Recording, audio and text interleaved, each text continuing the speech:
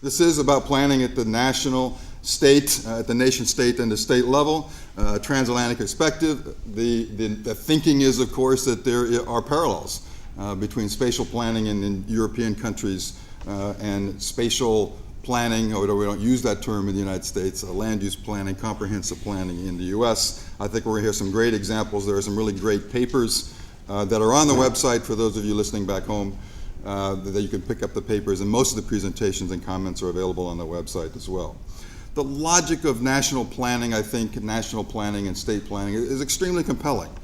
We know that problems appear and they manifest at multiple scales. They manifest at local scale, the neighborhood scale, the community scale, and the national scale, and the state scale. So of course it makes sense in a logical way to plan at various levels. But as we've learned and we have experienced in the United States, in Europe there's been somewhat of a move toward decentralization of planning efforts. In the United States, state planning is met with a significant degree of political consternation and conflict. So what is it about spatial planning at the national level and spatial planning at the state level that makes it so difficult? What are the lessons that we can learn?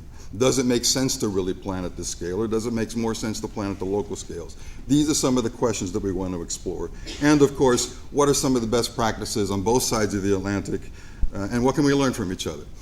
We hope that the conversation is really about conversation today. We certainly have presentations and we have papers and so forth, and those are the framework upon which the discussion should continue, but the purpose is really discussion. So we're going to start with an overview of planning in the United States with Patricia Salkin. We're going to then follow with an overview of planning in the European Union from Andreas Faludi. We're not going to spend a whole lot of time on introductions, but we're going to get right into it, and so that we have plenty of time for conversation. So our first presenter is Professor Salkin. She's from Touro College in New York, where she's recently taken a new position, a prolific writer on planning at the federal level and the framework for planning at the state level.